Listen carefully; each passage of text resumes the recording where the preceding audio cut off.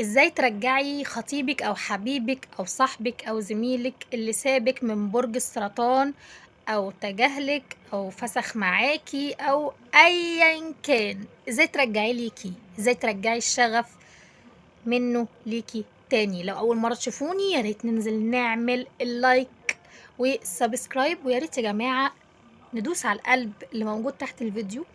القلب ده عبارة عن تشكرات. التشكرات ده لما تيجوا تدوسوا عليه ده معناه ان انتوا تدعموني ماديا، دعم بقى لتعبي اللي انا بتعبه بقالي سنتين في القناة ديت. فاتمنى انكم تدعموني واكون شاكرة ليكم جدا جدا، واكيد هطلع مخصوص في فيديوهات هشكر كل الناس اللي بتدعمني اكيد ماديا، وهجاوب على اسئلتها برضو في فيديوهات منفصلة. جينا للتقيل. ازاي بقى نرجع راجل برج السرطان لينا؟ نعمل ايه عشان يرجع تاني يا هدير؟ اكيد انا مش هسيبكم لوحدكم. يلا بينا، بس متنسوش تعملوا لايك ويلا بينا على الفيديو عشان منضيعش وقت. معاكم هدير. اول سؤال بيجيلي من بنات كتير جدا: هدير، هو راجل برج السرطان بيرجع ولا ما بيرجعش؟ خليني اجاوب عليكم الاول. راجل برج السرطان، هطمنكم راجل برج السرطان بيرجع، بيلف يلف وبيرجع، صدقوني يرجع في حالة ان انتي نفذتي اللي انا قلت لكم عليه. يا جماعه اتفرجوا على الفيديو ده للاخر، مهم جدا. اوكي. واوقات بقى بيعند وما بيرجعش، برضو هتكلم في النقط دي اللي ما بيرجعش فيها. اسمعوا كلامي وركزوا فيه كويس جدا. حاجات ما تعمليهاش هتقفله منك، وحاجات تعمليها هتحببه فيكي. خلاص. اذا اول حاجه خلينا متفقين عليها ان راجل برج السرطان بيرجع، عشان بس اطمنك. تمام. طيب اول حاجه لازم تتاكدي منها عشان يرجع لك راجل برج السرطان تاني: هل هو كان بيحبك فعلا ولا ما كانش بيحبك؟ كان بيقضي وقت كده وخلاص؟ فاهمه حاجه؟ كان بيحبك بجد ولا كان شايفك واحده زي باقي الوحايد؟ طب اعرف ازاي هدير اذا كان هو بيحبني ولا لا؟ في فيديو خطير انا عاملاه عن الموضوع ده، ازاي تعرفي ان راجل برج السرطان بيحبك، ازاي تجذبي راجل برج السرطان، ازاي تخليه يحبك، حاجات كل حاجه عن راجل برج السرطان في الفيديو ده. اتفرجوا عليه، مهم جدا جدا جدا. طب يا هدير، راجل برج السرطان كان بيحبني جدا وانا متاكده جدا جدا من الموضوع ده. حلو قوي. تعالي لي بقى. ايا كان حصل خلاف ايه، ايا كان الخلاف، زي خيانة، خانك مثلا، شاف واحدة تانية، كلم بنت عليكي، زعقلك، هانك، شتمك، تجاهلك، كل الهيصة دي. بس خدي بالك، حتة الخيانة دي صعبة شوية، بس انت لو قابلاها على نفسك ان هو خانك وعادي بالنسبة لك ان هو يخونك، دي حاجة ترجع لك انت. انت لو عايزة ترجعيه ليكي وانت قابلة ان هو كان بيخونك وهتصلحيه عادي، دي حاجة ترجع لك انت. خلاص. لان مش كل البنات طبعا تقبل حاجة زي كده. راجل برج السرطان بيفقد شغفه بالأنثى امتى؟ حاجات كتير، هحاول اقول نقط كده منها، وحاولوا ان انتوا تربطوا الاحداث ببعض او تربطوا النقط ببعض. اول حاجة، لو اتمل منك، لو زهق منك، لو انت مش بتقدمي له جديد، لو انت زي ما انت مملة، انت شخصية مملة. يعني ايه شخصية؟ يعني ايه هدير؟ يعني بعمل ايه؟ يعني حياتك ماشية برتم واحد. لا، هو مش بيحب كده. السرطان يحب جددي من نفسك، جددي من حالك. السرطان بيزهق. السرطان زيه زي اي راجل بيزهق، بيمل، يحب ان انتي اوقات كتير تتقلي عليه، تتقلي عليه. خلاص. فاللي هو مش دايما 24 ساعة انت فين. هو يحب يعمل كده. هو السرطان، هو الراجل، هو اللي يحب يعمل كده. هو اللي يحب يسأل، هو اللي يقولك انت فين، بتعملي ايه، رحتي فين. هو بيحب الاهتمام، بس مش الاهتمام الاوفر. خليه هو اللي يجري وراكي. اول ما انتي تعكسي الايه وتقعدي بقى انتي اللي تفضلي وراه وتفضلي تزني انت فين، بتعمل ايه، رحت فين، جيت منين، عملت ايه، رحت فين، مين دي، مين ده، وتراقبيه وبتاع هيفقد الشغف بيكي فورا فورا فورا. فهتلاقيه بدأ يتجاهلك. لا، دي مضمونة، ده انا راكنها. انا اشوف واحدة تانية تعذبني، انا هجري ورا واحدة تانية تخليني اتجنن كده. خلاص. يبقى اول حاجة نتعلمها حتى لو هو رجعلك ان انتي ما تكونيش دايما متاحة. ودي طبعا من اكتر الاسباب اللي بتخلي راجل برج السرطان يطير، يجري منك. الحاجة التانية اللي بتخلي راجل برج السرطان يطير منك او يبعد عنك او يسيبك ويمشي، انك انت تكوني مسيتي كرامته مثلا، او اللي هو تكوني هنتيه او شتمتيه او زعقتيله او عملتيله وقلتيله كلام مش كويس. خلاص ساعتها برضو السرطان كرامته بتنقح عليه فبيسيبك برضو، بس عادي ممكن يرجع. في ابراج ما بتسمحش ابدا بتبقى قطيعة، بس السرطان لو بيحبك وانتي غلطتي فيه ممكن يرجع. لو بيحبك هيرجع، خلاص ممكن يتغاضى عن حاجة زي كده لما بقى تعتذري، وحاجات كده كتير ممكن تحصل. الحاجة التالتة اللي تخلي راجل برج السرطان يهرب منك ويمشي ويسيبك، تمام، ان انت تغلطي في اهله، خاصة مامته. خط احمر وابيض واصفر واخضر وكل علبة الالوان. مامته ثم امه ثم امه ثم امه. امه دي ربنا فوق امه تحت بالنسبة لراجل السرطان. فغلطتي في اهله خاصة امه، شكرا، انت كده مش هتقدري ترجعي له تاني، او قللتي احترامك منها يعني او بيها، او اللي هو استهترتي او عملتي اي حركة يعني ايه فهم منها ان انت بتستقلي بامه او باهله. الموضوع ده بيضايقه جدا، هو ان السرطان شديد التعلق بامه. عشان كده بنصح دايما اي واحدة عايزة تتقرب من راجل برج السرطان وتخليه يحبها ويموت فيها، المفتاح في مامته.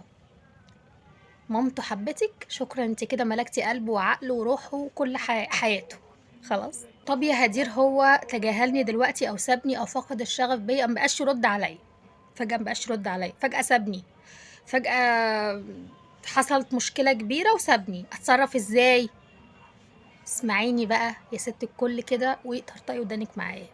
خلاص، حصلت الخناقة، ايا كان السبب، ايا كان السبب، تمام، اول حاجة هتعمليها ايه؟ الاختفاء. اختفي، حتى لو انت اللي غلطان اختفي. تعرفي تختفي؟ تختفي من السوشيال ميديا، تختفي من الواتساب، من الماسنجر، من تيك توك، من اي انستجرام، اي حاجة اختفي منها اختفاء تام. اختفي قد ايه هدير؟ اختفي من اسبوع لاسبوعين، من اسبوع لاسبوع ونص، عشان السرطان برضو يحب الاهتمام ويحب، عنده فضول ان هو يعرف انت بتعملي ايه. من اسبوع لاسبوع ونص واسبوعين لازم، ما انت عايزه ترجعيه بقى فهتستحملي، لازم تظبطي الحاجات دي. من اسبوع لاسبوعين اختفاء، ما تظهريش، لا اونلاين، لا اي حاجه، لا تحطي ستوري ولا اي اسبوعين بالتمام والكمال، اختفاء تام. خلاص. بعد الاسبوعين ما يعدوا، احتمال كبير قوي، ها، في خلال الاسبوعين دول هو يخش يكلمك، ينكشك، يشوفك انت فين، اختفيتي فين. ده احتمال اولاني. احتمال التاني ماشي لو ما عملش كده، بس انا بقولك هيكلمك في خلال الاسبوعين دول اللي انت مختفيه فيهم، فضول منه، عايز يعرف انت ايه اللي حصل لك، انت متي ولا حاجه، انت حصل لك حاجه، فهيعمل كده. لو ما عملش كده بقى، لو هو سرطان جامد بقى وبتاع، هترجعي بعد الاسبوعين، هترجعي حضرتك بشخصيه جديده خالص. اوعي تكلميه دلوقتي، ما تكلميهوش. صورة تظبطيها جامدة، لازم طبعا تأكدي ان هو عندك على الانستجرام او على الفيسبوك، بس خليها على الانستجرام. صورة جامدة، بنت جامدة ليكي، تتحط على الانستجرام وتتحط ستوري على الواتساب. خلاص. وانا متأكدة 150% ان هو هيشوفها، لان انتي بقالك اسبوعين مختفية، فاللي هو لا انا عايزة اشوف هي ايه اللي حصل لها، فهيشوف الستوري اللي انتي حطاها. فلما يجي يشوف الستوري الجامده، بنت الجامده اللي انت حطاها، الصوره الجامده اللي انت ايه ده، ايه ده، ازاي، إيه؟ هيكلمك او هيعمل لك قلب او اي حاجه من الحاجات دي. خلاص. بعد كده لو ما تكلمش، انا كل ده عماله بحاول اقول لك احتمالات احتمالات احتمالات. لو ما تكلمش استني برضو شويه، نبدأ ننزل حاجات حلوة، حاجات انتي مبسوطة، عارفة ان انتي هتقطعي وهتموتي من الشوق عايزة تكلميه، عايزة تقوليله ازيك، انت وحشتني، انت انا بموت فيك، انت كل حياتي، انت ازاي عارفة كل ده، عارفة احساسك، بس صدقيني لو عملتي كده هتخسري كتير، لان هو كده يتأكد ان هي دي بتموت فيا، عمرها ما هتستغنى عني. فانا عادي اتجاهلها، اسيبها، ارميها، ما ترجع لي زي الكلبه، زي ما بصبع ايدي الصغير، ما هي بتحبني وبتموت فيا. فانا الف بقى براحتي والف وادور، انا عادي اتجاهلها، عادي هترجع لي. فلا، انتي ما تسمحيش بكده، انتي امسكي نفسك كده وابدأي نفذي الخطه اللي بقولك عليها. طيب، بعد الاسبوعين ما عدوا، حطيتي صوره حلوه، حطيتي ستوري انك مبسوطه، اخرجي مع اصحابك او اخرجي مع اختك او من اخواتك وتصوروا ونزلي. برضه احنا هنلعب على السوشيال ميديا، هنلعب على السوشيال ميديا، اوكي؟ مش كل شويه عشان الموضوع ما يبانش انه فيك، لا، احنا عايزين ان احنا نحاول ان احنا نظبط الموضوع بطريقه طبيعيه. انتي مبسوطه، الصوره بقى حلوه كده وانتي بتضحكي، ان لاف ويز مش عارفه ايه، مش عارفه ايه الكلام ده، هو هيتجنن. بس انا بقولك هو هيكلمك من الاول، لو بيحبك هيكلمك من الاول، بس احنا بنحاول نقول شويه حاجات. طب يا هدير ما تكلمش، لا ده سرطان جامد قوي بقى، ده سرطان، ده لا ده جامد قوي بقى. هتعملي ايه؟ هنمسك الخطه اللي بعدها. الخطه اللي بعدها هي انك انت هتتصوري او هتعملي حركه، ان انت مثلا انت وصاحبتك تخرجوا وتقعدوا مثلا في كافيه، وتصوري كوبايه وقدامك الناحيه التانية كوبايه، تمام؟ واعملي قلب مثلا على الصوره، بس هي ما تجيبيش صوره صاحبتك طبعا، ان في كوبايه انت قاعده قدام حد، انت خرجتي مع شخص تاني، وحطيها ستوري، وهتلاقي اتجنن. تلاقي دخل كلمك قال لك انت مين ده؟ هيغير، انت مين اللي بتكلميه ده؟ انت مين اللي خرجتي معاه ده؟ واعملي قلب، واكتبي ايه مثلا، حرف الايه او حرف الام او اي حرف مثلا، يعني اسمك اول حرف من اسمك وبعدين قلب وبعدين حرف التاني. انت كده سرتي الغيره فيه مره واحده، اوكي؟ اعملي ده، هتلاقيه يكلمك، وهتلاقيه بدأ يجر معاك كلام، اوكي؟ طب يا هدير كلمني، قال لي اي حاجه، قال لي هدير، قال لي هدير، قال لي يا فلانه انتي مين ده، او احنا حلوينا، او مش عارف ايه او بتاع، اقول له اه والله معلش بقى الواحد يعني كان نفسه يخرج وكده واهو تغيير وكده. تكلميه بطريقه رسميه بحته، عارفه الرسميه؟ رسميه، رسميه، مش اللي هو انت وحشتني قوي، انت مش عارف الايام اللي فاتت دي انا كنت بعمل ايه، عشان خدوا بالكم السرطان صايع، هيعرف يوقعك، هيعرف يقعد يتدحلب لحد ما ايه، يوقعك. لا احنا مش عايزين نفضل جامدين لاخر لحظه، تمام؟ لو كلمك قالك مين ده او مين دي او خرجتي مع مين، عادي خرجت مع حد يعني هو في مشكله يعني غلط اخرج كده يعني، خليكي غامضه، ما تبقيش واضحه، تمام؟ طب يا هدير الناس اللي في السعودية أو في الدول العربية اللي هي زي السعودية والكويت والحاجات دي، ما ينفعش إن احنا نخرج مع رجالة ونحط صورة ما بين حد وحد ونحط صورة على الوقت. اعملي حاجة تانية، صوري، كلمي مع صاحبتك كتير، ساعتين مثلا، وصوري، اعملي سكرين شوت للمكالمة، ان هي مثلا ساعة وشوية، وشيلي الاسم بتاعها وحطي قلب وحرف اي حرف، ونزلي السكرين ديت على الواتساب او السناب شات او اي حاجه. هي بصي، هي اللعبه كلها في ايه؟ اللعبه كلها ان انا عايزاه يغير، عايزاه يوصل له ان انت تخططيه، وهنا لما السرطان يحس ان انت تخططيه بيتجنن. ازاي وقعت من ايدي؟ ازاي تروح ترتبط بحد تاني وانا لا؟ هو مين اللي هيبص لها، ولا مين هيخليها يرتبط بيها اصلا وانا موجود؟ ازاي كذا كذا كذا، خصوصا لو كان في حب ما بينكم، هيتجنن، هيركبوا العفريت، فهيرجع يكلمك تاني، وهيرجع يجر معاكي ناعم، وهيرجع كل حاجة ليه.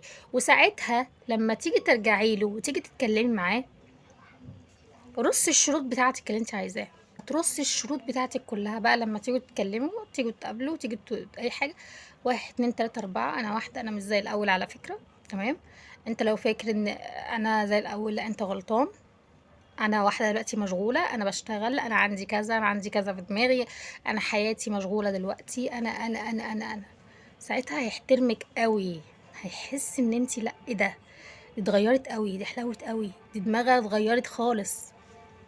شكرا كده، هو رجع لك. وطبعا الموضوع بيرجع لك بقى في الحتة دي، انت اللي تقدري تتصرفي. وطبعا هنا بقى النقطة، هنا بقى الموضوع بيرجع لك انت بقى. يعني شوفي، انت لو عايزة ترجعي ارجعي، مش عايزة ترجعي خلاص، الموضوع في ايدك انت. عايزة تخليه يرجع وتندميه، برضو الموضوع في ايدك انت تعمليه بطريقة عادي جدا.